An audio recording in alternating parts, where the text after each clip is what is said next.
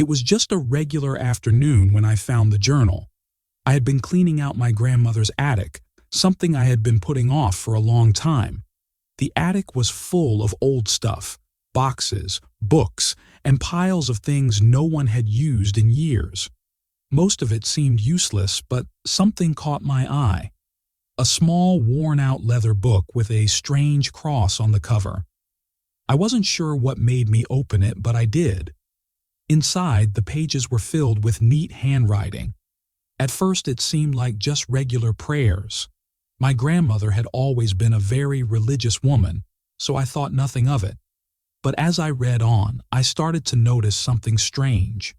The prayers weren't just for help or blessings anymore. They were warning about something. The more I read, the more I began to feel uneasy. The writing started to get more frantic. My grandmother was talking about them and how they were coming closer. It didn't make sense to me. Who were they? And why was she so scared? The further I read, the worse it got. The handwriting grew shakier and the words became harder to read. "They are coming," one page said. "They will find us all." My heart began to race. I didn't know who they were, but whatever it was getting closer. By the time I reached the last entry, I could hardly breathe. It was all written in a hurry, like my grandmother was in a panic. The last line sent a chill down my spine. "They're coming for us all." The words were clear and heavy. I didn't understand it, but I knew something was wrong. This wasn't just a journal. It was a warning. I closed the book, but I couldn't stop thinking about it. That night, something strange happened. I was lying in bed when I heard a faint scratching sound. It was coming from the walls. I thought it was just the old house creaking, but the noise got louder. I got up to check, but when I opened the door, there was nothing. No one was there. The house was silent again, but I couldn't shake the feeling that something wasn't right. The next night, the scratching came again, but this time it sounded like it was right outside my door. I tried to ignore it, but I couldn't. It was like something was trying to get in. I looked out the window, expecting to see nothing, but my heart skipped a beat. There was something moving in the yard.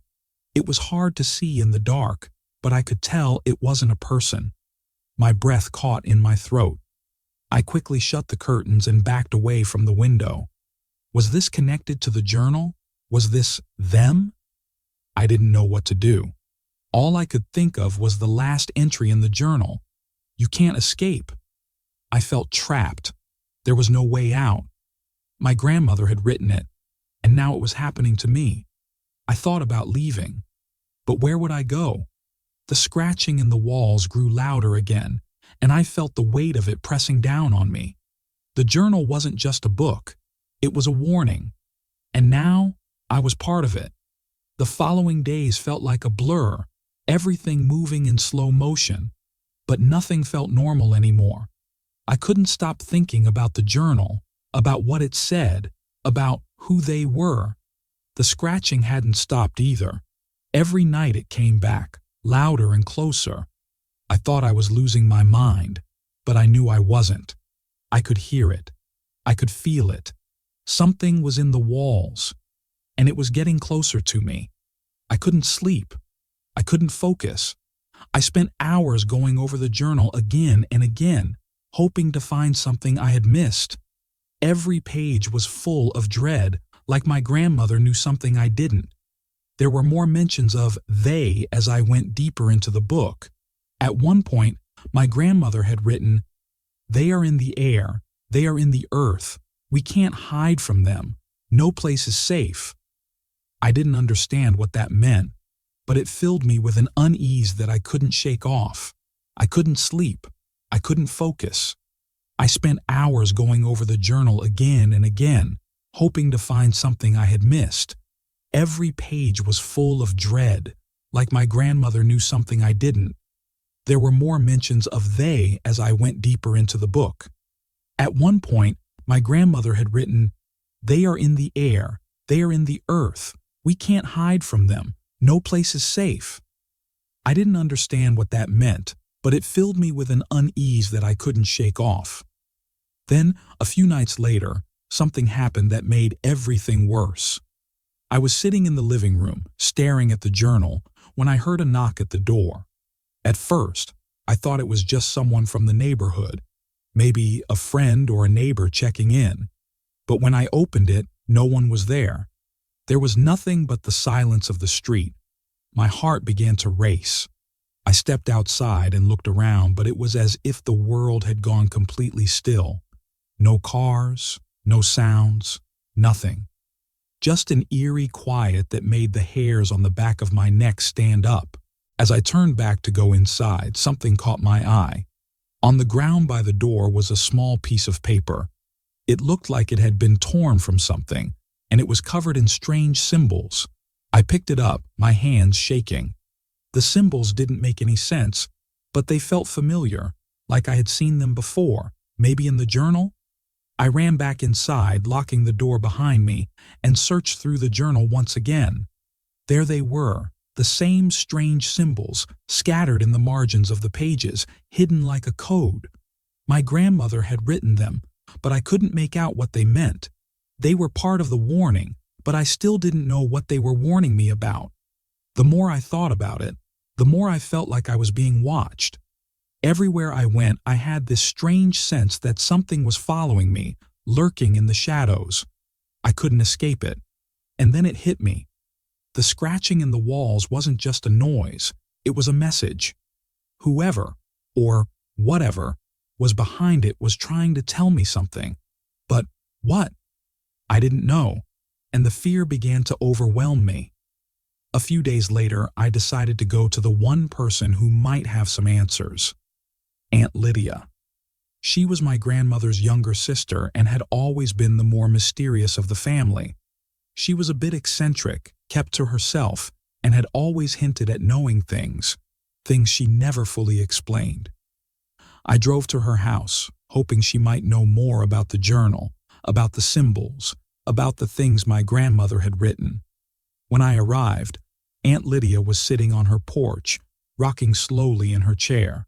She looked up when I pulled into the driveway, her sharp eyes studying me for a moment before she waved me over. I felt a strange chill as I walked toward her. Something about her presence always made me uneasy, but today it felt different, like she was expecting me. "Hello, dear," she said, her voice soft but tinged with something dark. "You look like you've seen a ghost." I didn't laugh. I just handed her the journal. She took it without hesitation, flipping through the pages as if she had seen them before. She didn't seem surprised. In fact, she seemed almost relieved, as though she had been waiting for me to show up. "You found it, didn't you?" she asked, her eyes locking with mine. I nodded, my throat dry. "I don't understand, Aunt Lydia. What's happening? What did Grandma mean by this? Who are they?" She sighed and set the journal down on the table. "Your grandmother was never one to talk about it, but she knew. She always knew." She paused as if gathering her thoughts before speaking again, her voice quieter now. "They've always been there, watching. But the journal, it's not just a warning. It's a map," I frowned. "A map? A map to what?" "To them," she replied, her gaze darkening. "To where they are, to where they hide." I felt a knot in my stomach. "What do you mean? Who are they?" Aunt Lydia didn't answer immediately. Instead, she looked out into the distance, as if waiting for something or someone. The silence stretched on, thick and heavy. And then, finally, she spoke again, her voice low and steady. "They are not from this world," she said. "They are something else, something ancient, something that has been here long before us. Your grandmother, she knew that. She knew they would come, and now they are. You've seen the signs." I felt my pulse quicken. "What signs?" "The scratching," she said. "The way the walls move. The way you feel like you're being watched. It's all connected. They're getting closer." I felt a cold sweat break out across my forehead. What do I do? How do I stop them? Aunt Lydia stood up, her face pale but resolute. You can't. No one can. Not unless they have the key. And your grandmother, she had the key. I froze. The key? What key? Aunt Lydia looked at me gravely, as if she was about to tell me something I wasn't ready to hear. The journal, the symbols, the key is in there. But it's not something you can use easily. The key opens the door to where they are, and if you open that door, there's no turning back. I felt like I couldn't breathe. What happens if I open it? Aunt Lydia's eyes darkened. You don't want to know. But I did. And somehow, deep down, I knew I had no choice. The journal had already led me this far. And if I didn't find the key, if I didn't understand the symbols, I knew I wouldn't be able to escape. I had to keep going. Even if it meant opening a door I could never close again. The days that followed were a blur of confusion and fear. I couldn't stop thinking about what Aunt Lydia had said. The journal, the symbols, the key, everything seemed to point to one thing. They were coming. And now I was somehow connected to it all. The scratching in the walls, the sense of being watched. It was all real. It wasn't just my imagination. I spent the next few nights poring over the journal, studying every page, every symbol, trying to make sense of it. But it wasn't easy. The more I looked, the more I felt like the journal was slipping through my fingers. The symbols seemed to change every time I looked at them. They twisted and shifted, like they were alive, moving across the page in ways that didn't make sense. And the words, at first, they seemed clear, but now they felt like riddles, like pieces of a puzzle I couldn't put together. I was getting nowhere. One night, after hours of staring at the pages, I finally collapsed on the couch, exhausted. My eyes were heavy, and my mind was numb. I had to get some rest, but as I closed my eyes, I heard it again. The scratching. It was louder this time, closer. My heart began to race. I sat up quickly, looking around the room. The noise wasn't coming from the walls anymore. It was coming from inside the house. I got up and crept down the hallway, my breath shallow, every step making the floorboards creak under my weight. As I passed the kitchen, I glanced inside. For a brief second, I thought I saw something move, a shadow darting across the room. But when I blinked, it was gone. I froze in place, trying to steady my breathing. What was that? I reached the door to the basement where the scratching was the loudest. The door was slightly ajar, and the cold draft that came from behind it made my skin prickle. I could feel my hands trembling as I slowly pushed the door open, the hinges creaking in protest. The basement was dark, and the smell of dust and old wood filled the air. But the scratching. Now it was unmistakable. It was coming from somewhere deep within the basement, as if something was trying to claw its way out. I took a deep breath, steeling myself, and descended the stairs. The air grew colder with each step. The basement seemed endless, stretching out in front of me like some dark, secret place. The scratching was louder now, more frantic. It was coming from the far corner of the room, near the old storage shelves. I moved closer, my heart pounding in my chest. Then I saw it. There, on the wall, was a crack. A deep, jagged crack that hadn't been there before. The wall wasn't just cracked. It was shifting, like something behind it was pushing, trying to get through. The scratching noise grew louder, more urgent, and I could feel the floor vibrating beneath my feet. I didn't know what to do. I was paralyzed with fear, but something inside me urged me forward. I had to see what was on the other side. I had to know. My hands reached for the wall, and without thinking, I pressed against it, feeling the cold, rough surface. The crack widened, just a little, and then something moved. I jumped back, my breath catching in my throat. A low growl, a sound that wasn't human, echoed from the other side of the wall. It was the kind of noise that made your bones ache. Something was waiting there. something angry. My mind raced. I had to get out of there. I turned to run, but before I could take a step, I heard a voice. It was faint, distant, but unmistakable. A whisper. "You open the door." The voice sounded like it was coming from the wall itself, from deep within the house. I spun around, my heart hammering in my chest. But there was no one there. Just the empty basement, the shelves, and the crack in the wall. I didn't wait to hear more. I ran back up the stairs, slamming the basement door behind me. My legs were shaking and I felt like I couldn't breathe. I stumbled into the living room and collapsed on the couch, trying to calm my racing heart.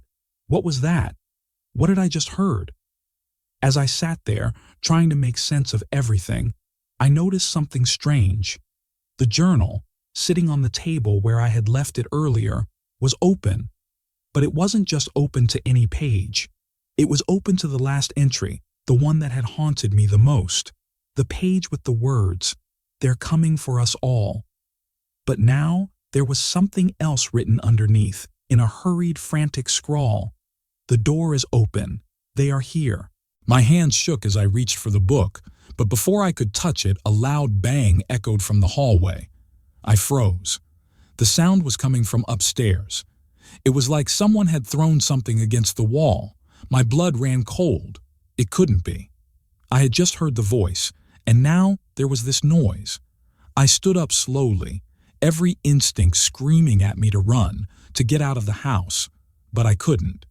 Something inside me told me I had to see it through. I had to face whatever was happening.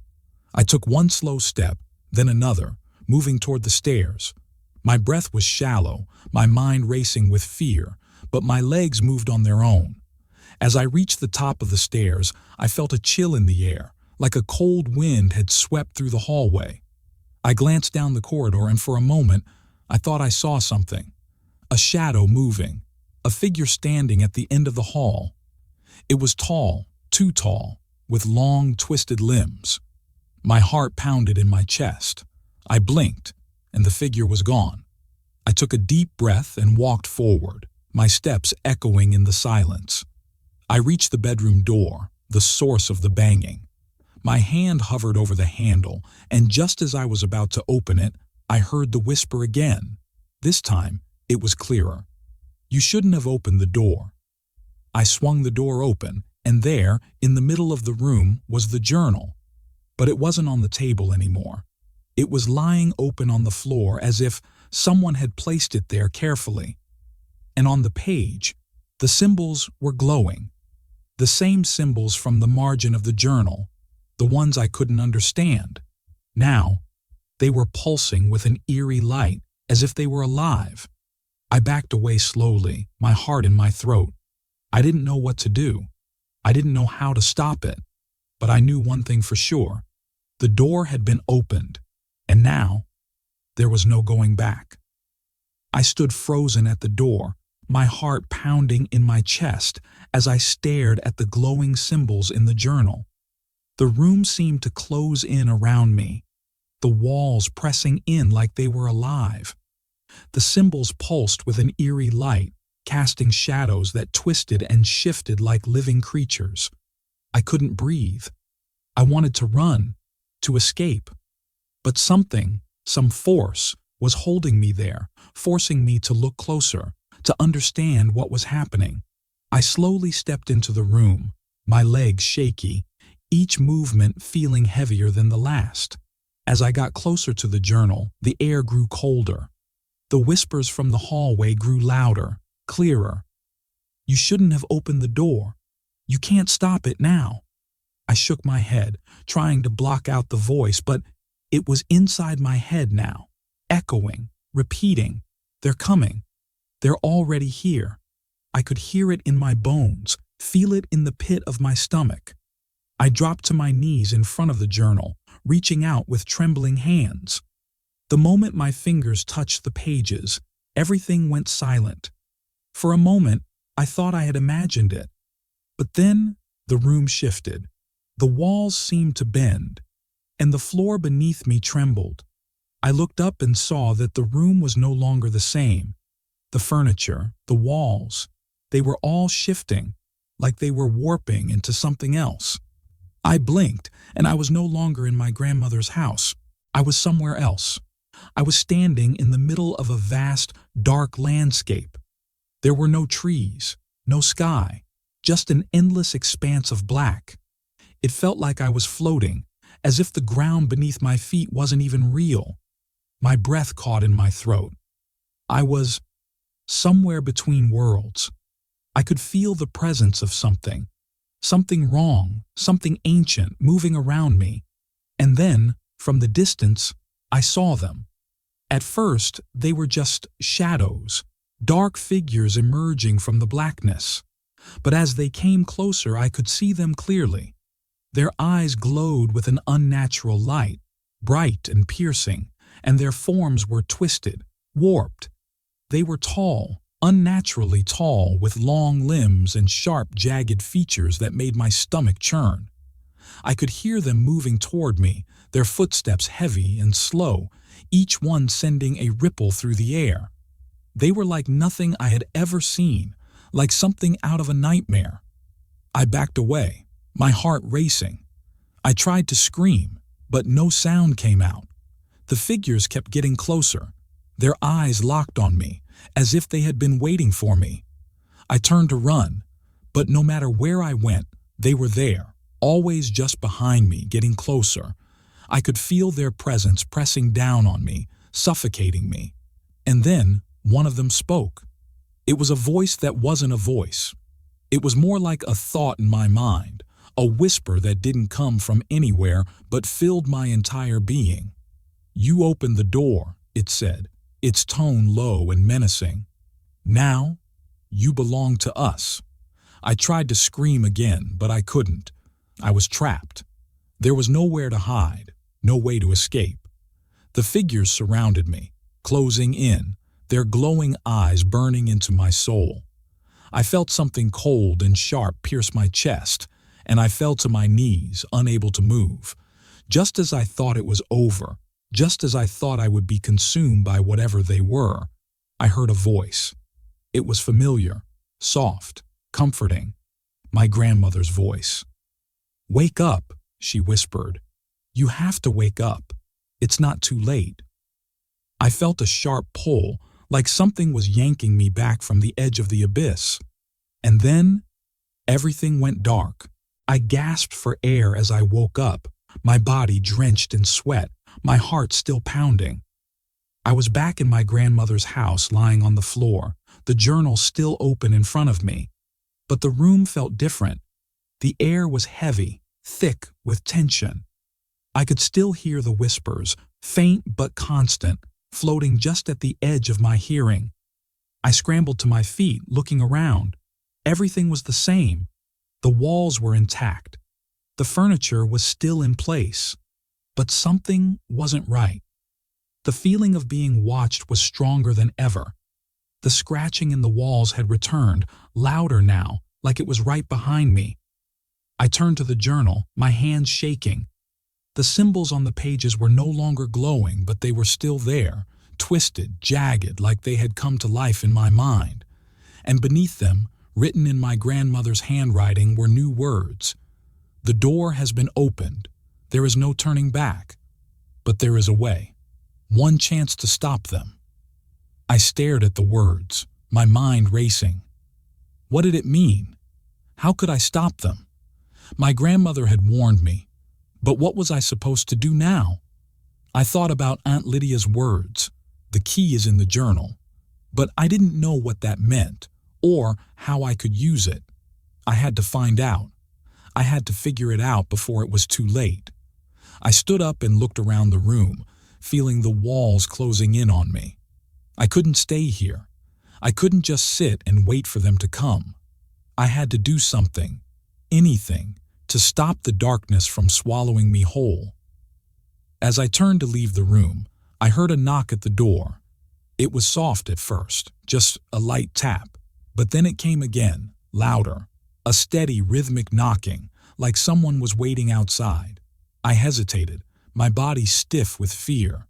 Who could it be? And why were they knocking now when I knew there was nothing out there? I walked slowly to the door, every step feeling like it was leading me to something I couldn't avoid. My hand hovered over the doorknob. I could hear my breath, shallow and rapid, in my ears. This wasn't just a normal knock. It was something else. The knocking grew louder, more insistent. It wasn't just someone at the door anymore. It was something else, something that had been waiting.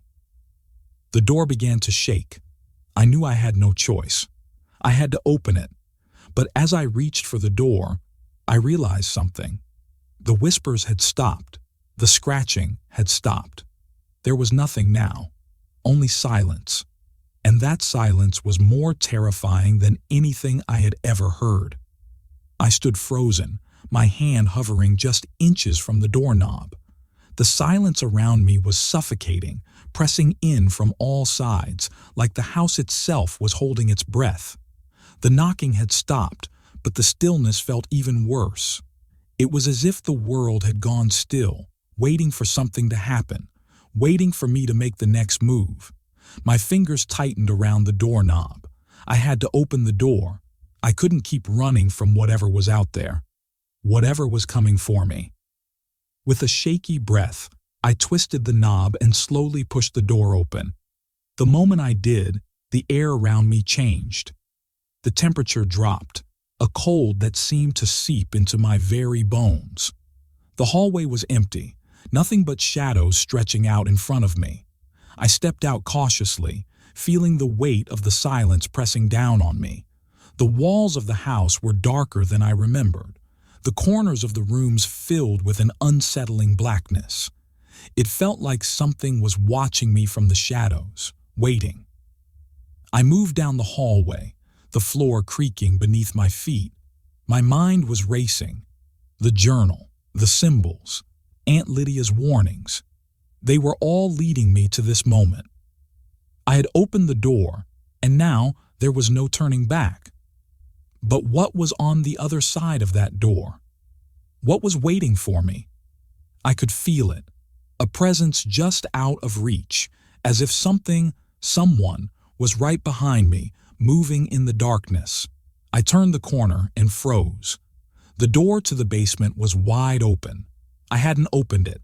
I hadn't gone near it. But there it was, standing ajar, as if inviting me to enter. The faint scratching sound was back, but this time it was different. It wasn't coming from the walls. It was coming from the basement, a slow, deliberate sound, like something or someone was waiting for me down there. I took a step forward, my heart hammering in my chest. Every instinct screamed at me to turn around, to run far away from this house. But I couldn't. I couldn't leave now, not after everything that had happened. I had to find out what was down there. I had to face whatever was coming for me. As I descended the stairs into the basement, the air grew colder. The familiar smell of dust and decay was replaced by something darker, something foul. I could feel the weight of it pressing down on me, the heaviness of the air making it harder to breathe. The scratching grew louder, more frantic, as if something was trying to escape. The basement was a maze of old furniture and boxes, the shelves stacked with forgotten memories. But there, in the farthest corner, was something new, a dark shape, a figure. It was standing in the shadows, tall and thin, with long, spindly arms that reached toward me like it wanted to grab me, pull me into the darkness. I couldn't make out its face, but I could feel its eyes, cold and empty, watching me, waiting. I tried to scream, but no sound came out. I took a step back, then another, but the figure didn't move. It just stood there, watching me with an unnatural stillness. I knew what it was. I didn't need to see its face to know. It was one of them. The things that my grandmother had warned me about. The things that had been in the walls, in the house, waiting for the door to be opened. But as I backed away, I realized something. There was more than one. I turned around, my breath catching in my throat, and saw them. Dozens of figures, all standing in the dark corners of the basement, their glowing eyes fixed on me, their movements slow and deliberate. I was surrounded. The air was thick with the sound of their breathing, low, deep, like they were preparing for something. I could feel their presence closing in around me, pressing down like the walls themselves were alive, folding in, trapping me. I turned to run, but the basement door slammed shut with a deafening crash. I spun around, my heart pounding in my chest, only to find the shadows moving, closing in on me from every side. I tried to scream again, but no sound came. It was as if the air itself had swallowed my voice. And then I felt it. Cold fingers brushing against my skin, icy and sharp, like 1,000 needles pricking at my flesh. I jerked back, but there was nowhere to go. The figures were coming closer now, their eyes glowing brighter, the shadows twisting around them like smoke. I closed my eyes, thinking that maybe if I couldn't see them, they couldn't see me. But when I opened them again, they were still there. And then I heard it again. The voice, the same whisper from before. But this time, it was stronger, louder, like it was coming from everywhere. "You opened the door," it said, and I felt its words slide into my mind like they were inside my thoughts. "Now you belong to us." I took a step back, and that's when I saw it. The wall at the back of the basement was no longer a wall. It was a door, an ancient, wooden door, covered in the same symbols from the journal. The symbols were glowing now, brighter than ever, pulsing with energy, as if they were alive. And as I looked at them, I understood. The door was the key to them. The figures stepped forward, and I could feel them reaching for me, their cold hands brushing against my skin, pulling me toward the door. It was inevitable. I had opened the door in the journal, and now I was opening this one too. There was no escaping them now. I reached out for the door, my hands trembling, knowing that once I touched it, everything would change. But just as my fingers grazed the handle, a voice, my grandmother's voice, echoed in my mind. "Don't open it." It was a warning, a final cry for me to turn away, to leave. But it was too late. I had already crossed the point of no return. I grabbed the handle and twisted. The door opened, and the darkness poured in, swallowing me whole.